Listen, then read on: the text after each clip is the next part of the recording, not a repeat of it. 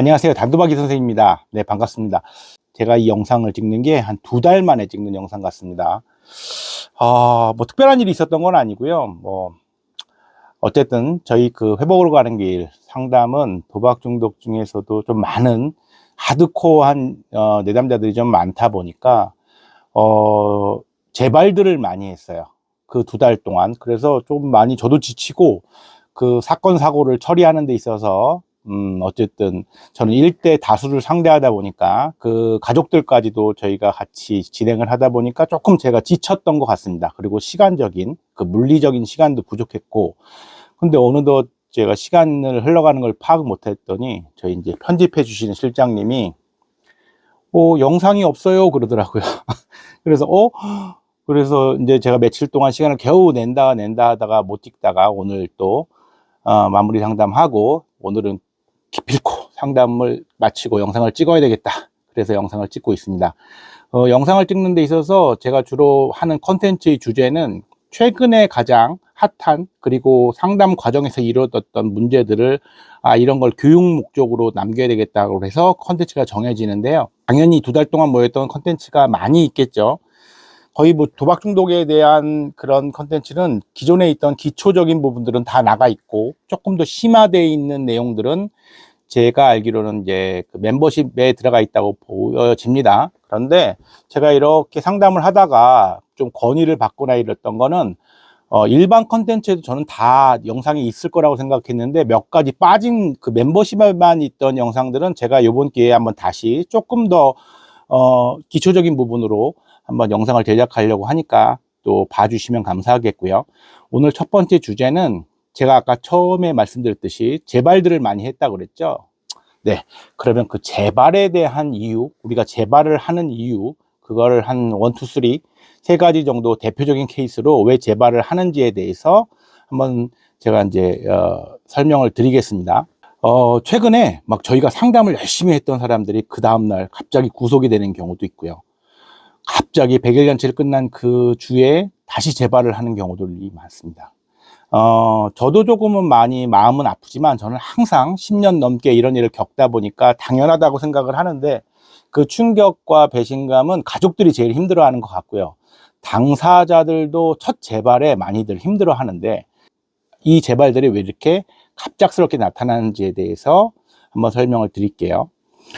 첫 번째 이유를 설명드리자면, 자기가 조절할 수 있다라는 착각을 하게 됩니다. 조절할 수 있다는 착각. 저희 회복으로 가는 길에서 이 집중 치료 기간을 3개월로 잡는다고 했죠. 90일 플러스 알파, 그리고 주 9시간 플러스 그걸 이제 3회에서 5회 또는 뭐 1, 2, 3, 4, 5회 이렇게 횟수로 주 1주당 이렇게 저희가 회복 활동을 하는데 이런 계획으로 진행이 되는데, 어쨌든 마지막까지 소위 말하는 바닥을 치고 저랑 상담을 하면서 그 전에도 쭉 오랜 기간이 있지만 그때는 저랑은 라포를 형성하는 기간으로 집중 상담 기간에 포함되지는 않습니다. 그리고 나서 다시 한번 우리가 손을 내밀 때 그 손을 잡아주면서 집중 상담 기간이 이제 진행이 되는데요. 그럴 때는 다 내려놨기 때문에 일단 빠른 속도로 회복이 됩니다. 그리고 이미 내가 아쉬운 게 없기 때문에 다 내려놨기 때문에 뭐 사채던 그 사채의 추심으로 인하여 우리가 도망가지 않고 정면 대응을 했기 때문에 어쨌든 알려질 건 다 알려지고 이러면서 자신감들을 많이 얻게 되거든요. 그래서 본인 스스로가 처음으로 해보는 그 단도박에 상당히 많은 성취감과 단도박에 대한 매력을 느끼게 됩니다. 그게 이제 처음으로 저희가 이제 증명하는 기간이 100일 잔치죠. 100일이라는 90일 플러스 알파의 그 시간을 맞췄을 때 주로 이제 우리 내담자들이 바로 재발을 하는 경우들은요, 내가 단도박, 소위 그 회복을 100% 알았다는 느낌을 가져요. 자신이 있는 거죠. 그런데 그거는 저희가 저번에 말씀드렸듯이 우리가 이제 소위 욕구가 막 올라왔을 때, 그러니까 제가 식욕과 많이 비교를 하는데, 배가 너무 고파서 다이어트 하는 사람이 몰래 식당에 가가지고 밤에 부엌에서 라면을 끓여 먹다가 갑자기 뭐 가스레인지가 터졌다든지 무슨 상황에 걸려가지고 그게 더 급박한 상황으로 뻥 터졌을 때 공포와 불안감 때문에 막 그걸 정리하다 보면 식욕이 없어지잖아요. 그래가지고 식욕이 없어졌네. 그러면 난 배가 안 고프니까 이제 영원히 다이어트를 할 수 있을 것 같다.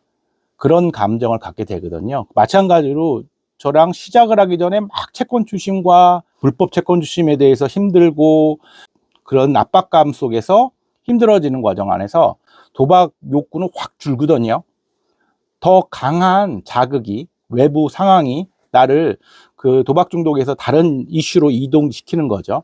그러면서 이제 이론적으로 그동안은 단도박 이 선생 상담사와 어떤 상담 내용도 귀가 열리지 않고 마음이 열리지 않으니까 받아들이지 못했던 것도 들려지고 스스로가 객관화가 되고 그러면서 이제 많이 알게 되는 거죠. 자신감이 막 올라갑니다. 다 할 수 있을 것 같고 상담사와의 소통이 엄청 잘 되죠. 그리고 모임에서도 프로그램에서도 엄청 많은 그런 자기 고백도 이루어지고요. 그러면서 이거 너무 쉬운데 이런 생각이 듭니다. 다 한 거예요. 다 알아 보이고 옛날에 내 모습인 사람들 보게 되고요.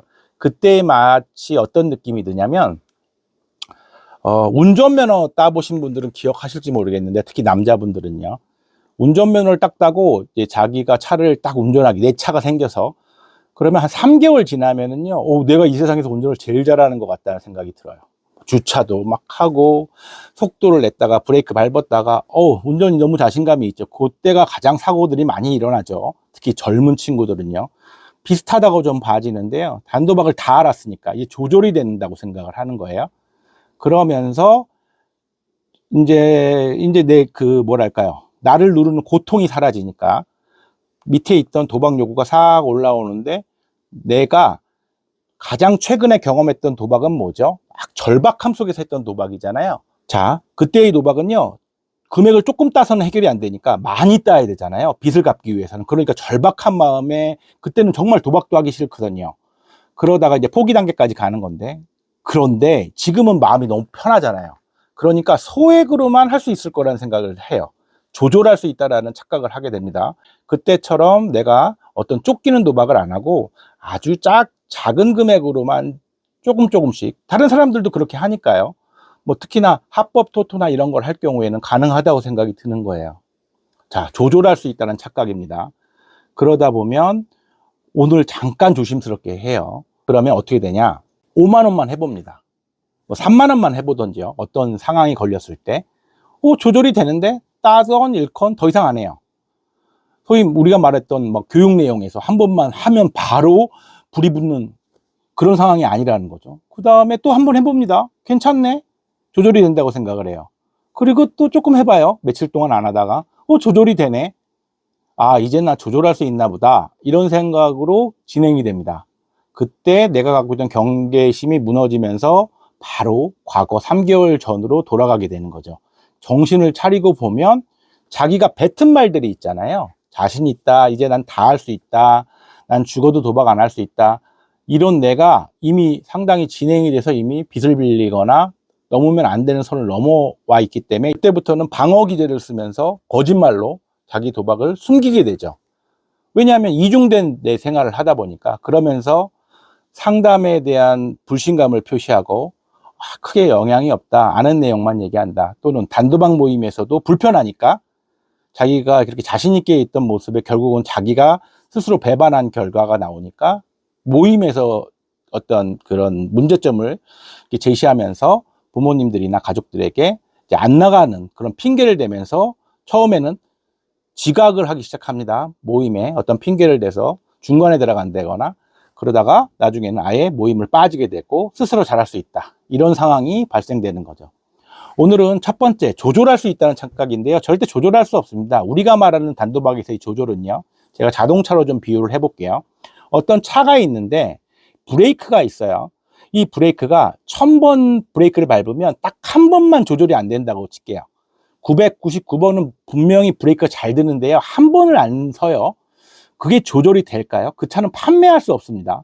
그 차는 판매가 되지 않겠죠. 당연히 그 한 번 때문에.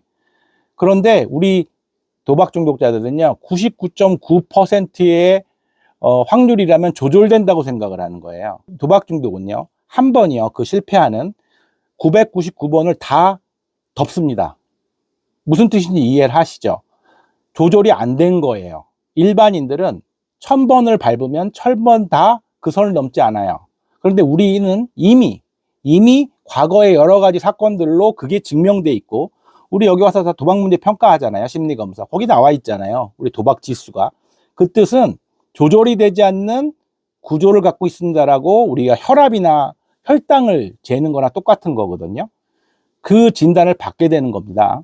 자, 제가 오랜만에 찍는 영상이라서 부연 설명을 길게 한 것 같은데요. 다시 한번 정리하자면 조절할 수 있다는 착각은 어쨌든 그 재발을 통해서 많은 먼 길을 떠날 텐데요. 그 재발을 통해서 얻는 것도 분명히 있습니다. 아, 그 재발을 통해서 나는 조절할 수 없구나를 다시 한번 경험하게 되면 다시 넘어졌다가 다시 걸을 수 있으니까요. 재발을 했을 경우에 그때는요, 담당 상담사 또는 가족이 제일 어렵겠지만, 아니면 그 단도방 모임의 단톡방 또는 나를 후원해줬던 후원자에게 제일 먼저 알리는 것이 급선무입니다. 재발을 하지 않는 게 제일 좋겠지만요, 분명히 재발은 얻는 게 있습니다. 그렇기 때문에 실망하지 마시고요. 그리고 이제 가족분들이요, 그 재발을 지켜봐 주셔야 돼요. 지켜봐 주셔야 됩니다. 멀리서, 아주 멀리서 지켜봐 주시면 돼요. 그러니까 그 100일의 회복 기간이 가족에게 너무나 큰 기대감을 가져서도 저는 안 된다고 보는데, 일단은 뭐 그게 마음대로 되진 않겠죠. 오늘은 그 첫 시간으로 재발이 하는 이유에 대한 첫 번째, 조절할 수 있다는 착각에 대해서 말씀을 드렸고요. 단도학 모임에서 제일 중요한 우리의 인간 본연의 그 성품 중에 겸손이라는 게 들어가 있습니다. 겸손. 내가 조절할 수 있다라는 그 착각을 우리가 좀 가르쳐 줄 수 있는 그런 단어가 아닌가 생각이 듭니다. 네, 영상 마치겠습니다. 감사합니다.